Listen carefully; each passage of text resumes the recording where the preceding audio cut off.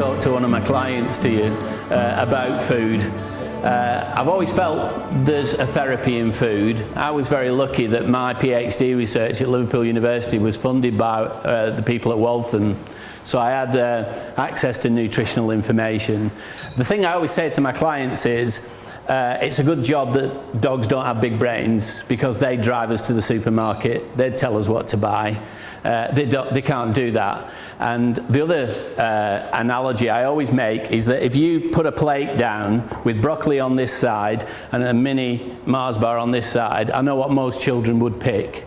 They will never pick the thing that is most nutritional. Now, I did a book for Octopus, one of the biggest publishers in the world now, that's been in 20 languages, called Know Your Dog. And I did cite some work in South Africa that a lady had done. There was slight sexism in science, I totally agree with that. Her work was published in the 70s, 80s, I think. And in 1,000 dogs, she found that aggression drives reduced by putting dogs onto a more natural diet. She wanted to feed all dogs on raw food, and I came from the more sceptical background, that I felt that I wanted to make sure there was a good range of nutrients in the diet.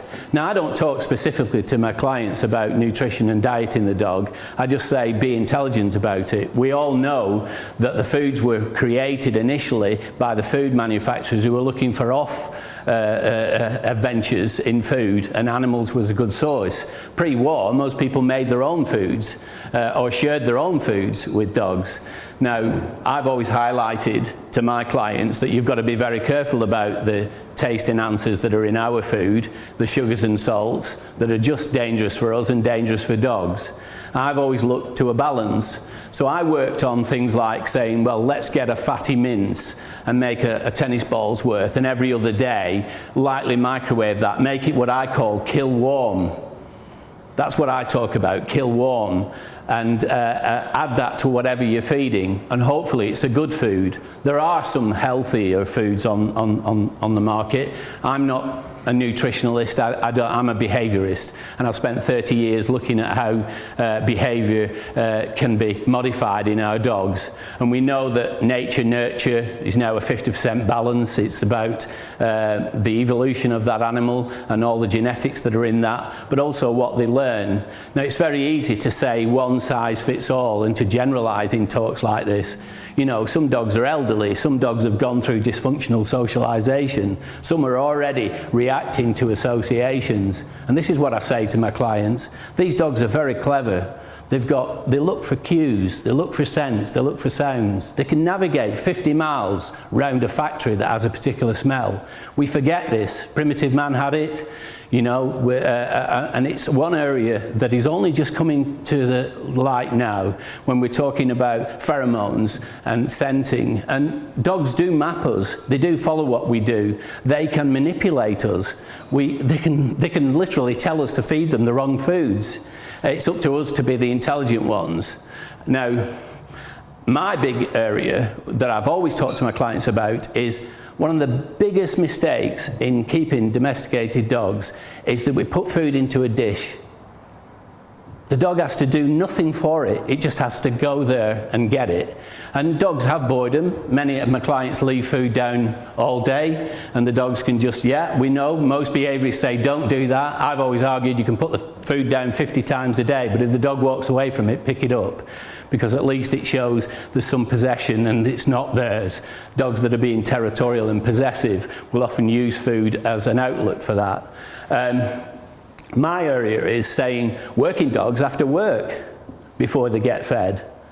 Now, I look at the breeds that people keep and I say, that gun dog coming and greeting you in the morning with the toy in its mouth, that's a replacement for the game bird. That border collie that's rounding up joggers wants to round up sheep. That terrier ratting that toy wants to go down a hole and get a rat. And we forget that different personalities of different breeds have been selectively bred. Now, we know there's 1 million years more of evolution in the dogs, but we have domesticated them, we have diluted some of the instinct, but a lot of their first-time associations are very powerful. It's why dogs can be phobic, they can make associations, they can be traumatized by being rehomed, by going into psychiatric homes, which are called kennels. and we're in rescue environments, they're full of other animals that are distressed. They pick this up, this feeds their own neuroses, just like it would do if it was a human being. But they don't have our brain. We can switch perspectives. We have frontal lobes that give us that skill.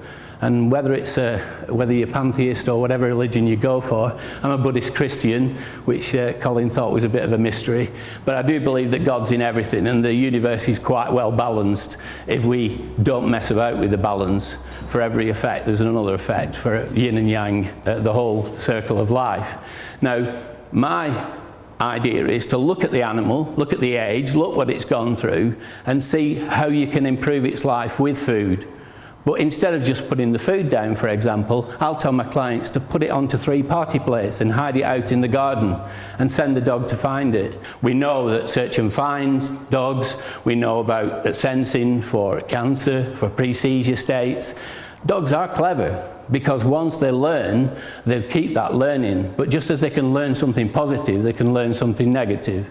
And sometimes we've got to take that into consideration, depending on the dog, depending on the age. But one thing I say is think about food and think about that as one of the major resources. That and access to you, and perhaps access to things that they can compete over. But these are the most important things: shelter, food, a social life to be in. Instead of just putting food into a dish, try and make it interesting, try and spread it about, try and clicker train them to search and find it. I did a book called Games to Play with Your Dog, and it took more research than the big book based on my clinical work for 30 years, because I was looking for new ideas. And the American equivalent of that book, half of it was just basic training of teaching a dog to sit and stay and, retrieve. I looked at games that some of my clients developed, cutting triangles in tennis balls and hiding them in the garden and sending the dog to find them. You don't always have to buy a complicated toy designed by a Swedish psychologist. You can think about it yourself and make it more difficult. I had a client with a group of springers, and she had an orchard, and she could put the food or even treats that the dogs were getting, healthy treats I hasten to add, which you can make yourself, garlic and a little bit of liver and lots of good vegetables. I'm a big believer in that, the natural vitamins and minerals that can be added. But she took my recipe, she made little pouches, put them under plant pots, spread them about the garden, but some she didn't put a treat under, and sent the dogs out to find them. And they'd knock the plant pot over, and if there wasn't a treat, they'd jump up because they knew the next one would have a treat under it. And she rang me up one day to just describe that. This is how much my dogs love it. And she said, for years I've just put the dishes down and called them to me. So think about the psychology of food, as well as some of the interesting things that we've had today. There's no doubt that the manufacturers are influenced. It's about the budgets. Marketing costs a massive amount. It's why some of the smaller firms produce the better foods, because Pedigree Pet Foods, for example, the budget for marketing on the television is absolutely massive. And it's not the dogs who are watching telly saying, "Oh, I'll buy that." It's us. So we're being manipulated. So you've got to be intelligent. You can do research. You can get as deep as Caroline has, or you can just get the best of all of it. But think about it from that point of view. Think about how you can make it more interesting. Think about how you can make diet varied. What we've got to remember is dogs are carnivores. Yeah, we know that. But in foraging, if you look at the research on feral dogs in Italy, for example, they predated on a massive range of animals, and also took insects, that would give them catin, invertebrates.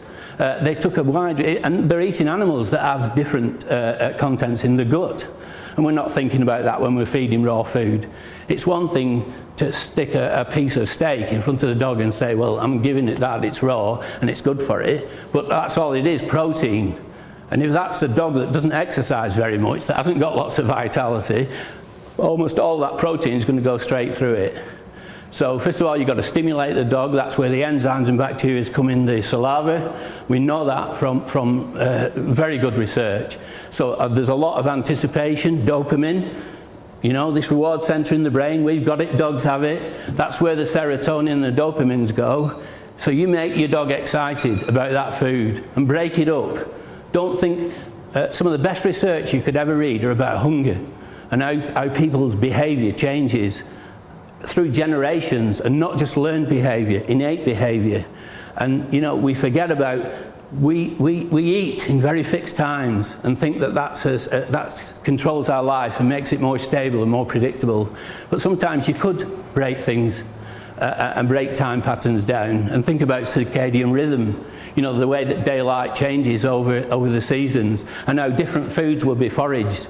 You know, when I'm looking at parrot behaviour, that's a very important thing, because that bird will go from different tree to different tree in different seasons and get different vitamins and minerals, you know, from those things. So don't think one way, don't be blinkered, but think about how you can enliven your dog by using one of the most important resources that it can ever get, and that's food. And food is about survival. Thank you very much.